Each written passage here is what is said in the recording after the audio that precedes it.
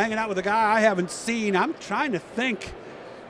Was it the last time? Maybe at Syracuse, possibly, when I saw Eddie Marshall. He ran this past season at Lebanon Valley. He has been there consistently since 1980, 32 wins over that time. He also won twice at the mile, which is, we believe, about the backstretch is about 50 yards to our south here, where we are in the new exposition center here. That was in 1999, right? Or 90 and 99, 90 right? and 99, that's correct. Actually did Bush North for a brief stint in 1992. Eddie Marshall joins me right now. How have you been? I haven't seen you in forever. Great. No, enjoying the show. It's always a good time to come to Syracuse. It's a little bittersweet being on the fairgrounds without the fairgrounds track being here, but always enjoy the trade show and seeing people in the parts, and it's a great event. We shopping, or are we here just to see people? Or are we maybe a little bit of both? A little bit of both. You're always learning by seeing and talking and picking up things. So we have a new Teal car we're building for this season, and kind of getting educated on a few parts to put on it along the way, and so making progress on next season. Nice. I know you were just talking to Randy from Bicknell. Boy, for some of the guys like you who raced and saw a lot of the innovations as they came through, how big of a change was this short rod coil deal? Oh, it's a big change. Certainly feel-wise, I've been on bars since 1980 and maybe dabbled with coils a couple times prior to that. Yeah, because didn't they come in like maybe 20 years ago or so for a little bit, right? They did, but from a feel standpoint, it's really this package that they have now, which making it different is really the short rods and left side panhard. It's not really the coil that makes it feel so much different. It's the rods, and certainly you get a track like Lebanon, that's probably a little bit more different influence on it than a smaller slippery track. Gotcha. So it's definitely a different feel. And how so? Explain that, because I hear the guys say that, and the fans are always asking me, what do they mean when they say it's a different feel? Where it's kind of more movement. The left side's up in the air a lot more, and it's kind of rolled over more. And you feel that? Oh yeah, no, you definitely feel that, and it's definitely potential when you have it right for performance with traction, and certainly a good package. Maybe a little less forgiving for me.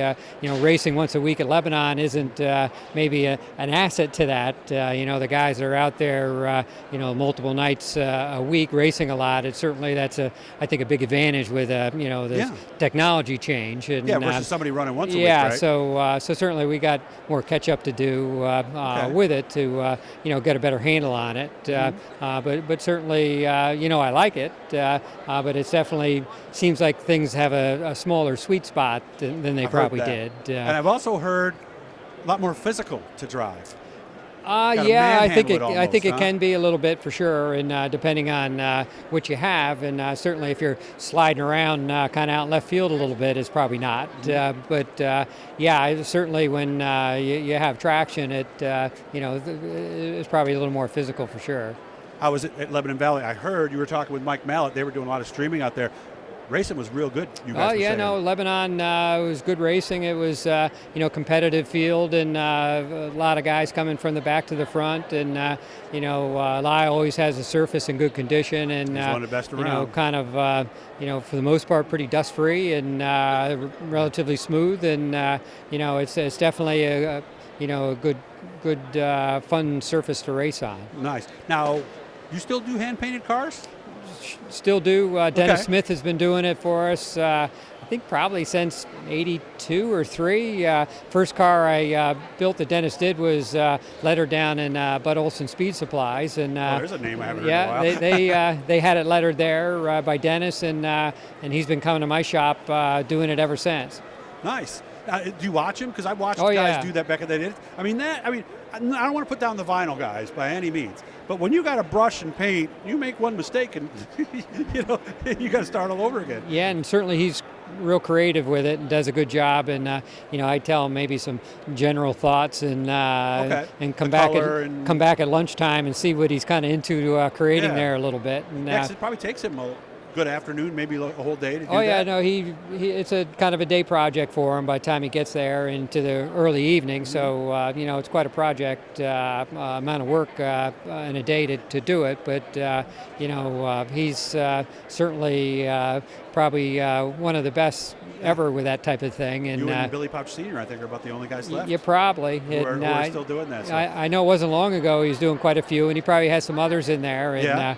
And I know he does quite a few antique cars back in the days when they did do it that way. Mm-hmm. And I always enjoy the day that Dennis comes up and does it. It's it's great. The only negative about that, it's harder to replace tin. That's true. When you're in that position, but other than that, it's been great. And obviously back for another season next year. Back for another season in Lebanon and maybe a few others along the way, and hopefully a successful year.